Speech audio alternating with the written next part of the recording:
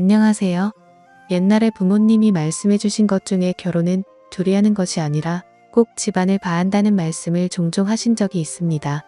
저는 그때마다 그냥 귀로 듣고 흘려버렸는데 지금 그 말을 흘려들은 제가 이렇게 더러운 꼴을 보고 이혼하게 되었네요. 저의 너무나도 억울하고 분노스러운 사연 이야기 보내봅니다. 저는 지방에 있는 대학교를 나와서 서울로 취직을 하여 살고 있던 여성입니다. 남편은 친구의 소개로 만난 번듯한 대기업에 다니던 남자였지요. 중소기업에 다니던 저에게 남편은 다른 세계의 사람처럼 느껴졌습니다. 명문대 출신의 대기업 남자 누가 봐도 1등 신랑감이었던 남편, 그와 다르게 서울에 올라와 중소기업에서 식은 월급으로 아둥바둥하는 살고 있는 저에게 먼저 다가와 자신의 이상형이라며 다가와준 이런 남자. 하지만 이런 남자에게 저는 어울리지 않을 거라며 몇 번이고 밀어냈었습니다. 사실 그땐 남자 혐오증도 좀 많이 있었습니다. 초면에 남편에 대한 평가는 나랑 다른 세계의 사람이기도 했고 그 이상도 이하도 아닌 호감을 못 느꼈거든요. 제 입으로 말하긴 그렇지만 처녀 시절 때 외모 탓 때문인지 많은 남자들의 관심을 받았고 서울에 올라온 지 얼마 안 되었을 때 나쁜 남자에게 속아서 사귀고 헤어진 뒤로는 스토킹도 단년 이상 당했던지라 진짜 남자라면 질려서 남자들에 대한 관심이 정말 없다 싶어 했었거든요. 그렇게 저는 4년 동안 남자친구 없이 혼자 지냈습니다. 물론 그동안 정말 많은 남자들한테 호감 표시를 받았지만 대응한 적은 단 한 번도 없었고요. 그런데 이상하게 남편은 진짜 순수하게 저만 챙기는 게 느껴질 정도였습니다. 저를 유리그릇 다루듯이 챙기려는 남편을 보고 괜히 상처 주기도 싫어서 제가 왜 우리들은 사귀면 안 되는지에 대해서 말을 했더니 남편이 말하길 자신도 그렇게 모든 것이 완벽한 게 아니라고 하더군요. 이야기를 들어보니 남편의 아버지가 그렇게 망난이었다고 합니다. 술만 먹으면 어머니와 자기를 두들겨 팼다던 아버지. 어릴 때부터 아버지의 잦은 술심부름은 기본에 공부하는 도중에도 자기를 두들겨 팼으며 그걸 말리던 어머니도 두들겨 패고 교과서도 다 찢어발기고 급기야 고등학교 시절에는 아버지가 일도 안 하고 회사에서 잘린 뒤로 집에서 술만 먹고 가정폭력을 더욱 일삼았다고 합니다. 어쩔 수 없이 엄마는 집안을 먹여 살린다고 두들겨 맞은 몰골로도 밖에 나가서 일을 하였지만 너무 심하게 맞은 날은 병원에 입원하거나 얼굴에 티가 많이 나서 일도 그만두는 일도 많았다며 자기 집안에는 정말 돈이 하나도 없었답니다. 가끔 할아버지 내에서 조금씩 돈 좀 붙여주는 게 전부였다고 하더군요. 자기는 정말 이대로 그냥 인생이 끝나는가 싶었지만 남편이 고등학생이 되고도 아버지의 폭력이 멈추지를 않자 더 이상 못 참아서 아버지를 개패듯이 두들겨 팬 이후로는 2번 다시 아버지가 주먹은 휘두르지 않았다고 하더군요. 그 이후로 가정폭력은 사라졌지만 여전히 집구석에서 돈도 안 벌고 술만 찾는 아버지가 있답니다. 그래도 아버지를 두들겨 팬 기 효과적이었는지 어머니도 나가서 일을 더 오래 다닐 수 있게 되었고 자신도 그런 어머니를 위해 학원과 공부에 집중을 해서 더욱 도끼를 품고 공부만 하였고 노력의 결실로 결국 하고 싶었던 꿈에 그리던 명문대에 진학할 수 있었다고 합니다. 너무 행복했지만 그 행복도 잠시였고 또 다른 시련의 시작이 왔었다고. 명문대에 들어갔긴 했지만 사립이다 보니 엄청난 학비를 감당하기 위해서는 장학금을 꼭 받았어야 했기에 더욱 이 악물고 도끼 품으면서 공부를 이어나갔고 아르바이트까지 병행하며 졸업했던 남편. 그런 남편 이야기를 들으니 한순간에 사람이 달라 보이고 존경스럽더군요. 그때부터 저도 역경을 딛고 혼자 일어선 남편에게 호감을 느끼기 시작했고 저는 이런 남자라면 저를 지켜줄 수 있지 않을까라는 마음에 진지하게 만나기 시작했습니다. 연애하는 동안 남편은 정말 제가 생각했던 완벽한 남자 그 자체였습니다. 제가 가끔 화도 내면 다 받아주고 모자란 저를 이끌어주던 남자. 그런 남자에게 빠져 결혼이 하고 싶어졌고 급기야 집에 소개를 하게 되었습니다. 하지만 남편의 이야기를 다 들으신 부모님께서는 그렇게 썩 밝은 표정은 아니셨습니다.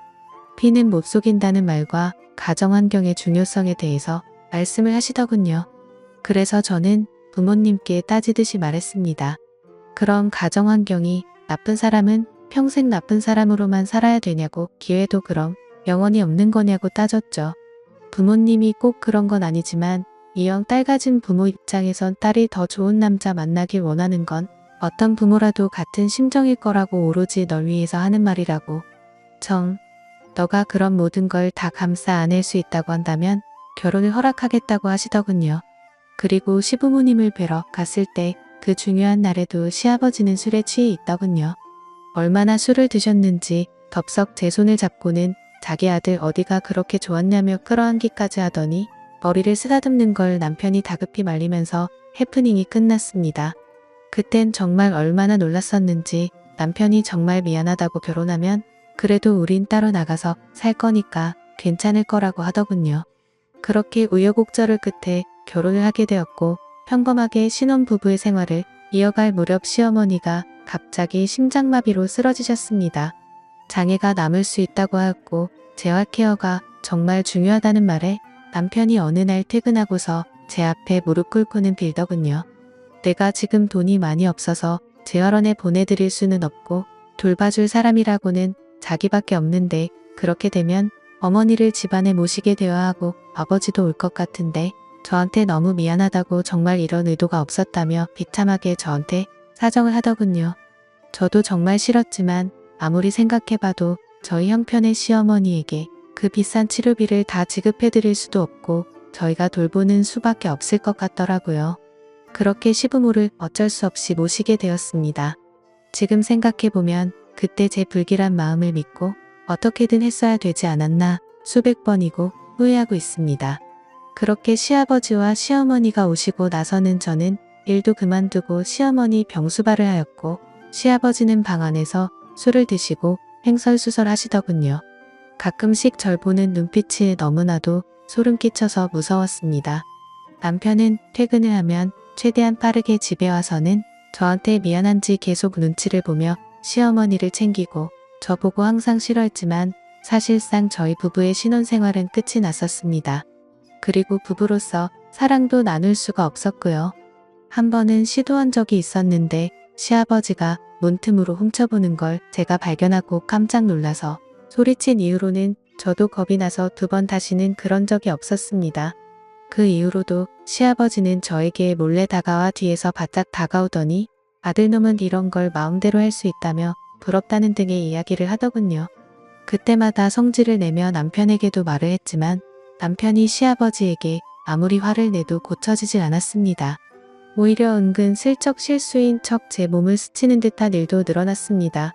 그리고 몇 달이 지나고 저는 오랜만에 친구들을 만나서 진탕 마시고 들어왔었는데 그날 밤 남편이 들어오기 전에 사고가 일어나고야 말았던 거죠. 시아버지는 남편에게 말하면 모두 끝장 내버릴 거라며 협박을 하더군요. 저는 그렇게 말할까 말까 큰 고심에 빠졌고 도저히 저는 못 견디고 그 다음날 경찰을 불러 신고해서 시아버지를 잡아갔습니다. 시아버지는 경찰서에서 제가 유혹을 했다고 소리치더군요. 항상 집에서 옷을 얇게 입고 있었다면서 며느리가 유혹해서 그런 거라며 고래고래 소리를 지르며 당당하게 말하는데 진짜 너무너무 쪽팔리고 창피해 죽겠더라고요. 근데 저를 위로해 줄 줄 알았던 남편은 집에 와서 저한테 충격적인 말을 하더군요. 이런 일이 생겼으면 자기한테 먼저 말을 했어야지 왜 경찰을 먼저 불렀냐며 저를 탓하더군요. 저는 순간적으로 멍해져서 제가 잘못 들은 줄만 알았습니다. 그리고 남편의 눈길에서 읽은 느낌은 그동안 제가 알고 믿고 지내던 남편이 아니었습니다. 뭔가 제가 부정을 저지른 듯한 저를 탓하는 눈빛의 남편. 저는 그 눈길에 진짜 그 인간 쓰레기 시아버지 말처럼 제가 시아버지를 유혹한 천하의 둘도 없는 더러운 며느리가 된 것 같은 기분을 느꼈습니다.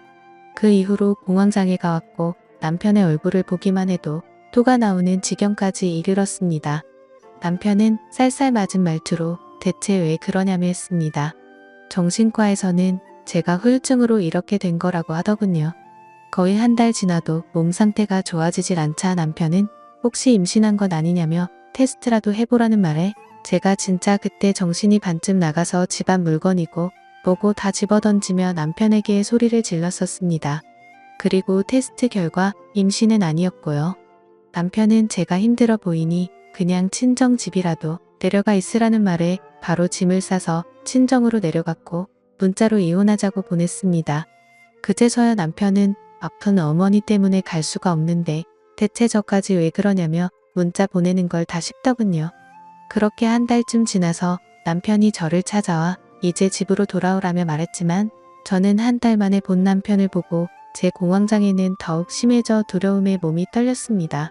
결국 톡까지 하게 되자 친정 부모님이 남편 보고 일단 돌아가라고 시켰습니다.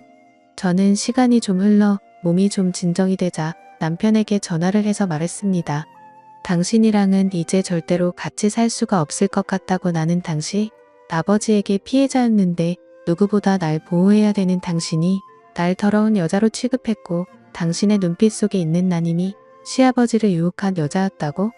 이제 당신 얼굴만 봐도 트라우마가 생기고 죽을 것 같으니까 그냥 우리 이혼하자고 했더니 절대 못한다며 우리 집 앞까지 찾아와 무릎 꿇고 나오라며 소리 지르길래 경찰 불러서 쫓아냈네요. 시아버지는 징역 3년을 받았습니다. 정말 기가 막히더군요. 제 인생은 파멸이 되었는데 어떻게 이게 겨우 3년을 받은 건지 이해할 수가 없습니다. 저는 그날 이후로 남자라면 나이가 적든 많든 심지어 어린애조차도 경계를 하게 되었고 타인과 맹사를 부딪히는 것조차 극도로 꺼려해서 장갑과 마스크를 항상 끼게 되었습니다. 정신과 약을 먹지 못하면 지금도 손이 떨리고요. 이제 몇 달 뒤면 그 시아버지가 출소한다네요. 너무 억울합니다. 사연의 내용은 여기까지입니다. 오늘도 영상 봐주셔서 감사합니다.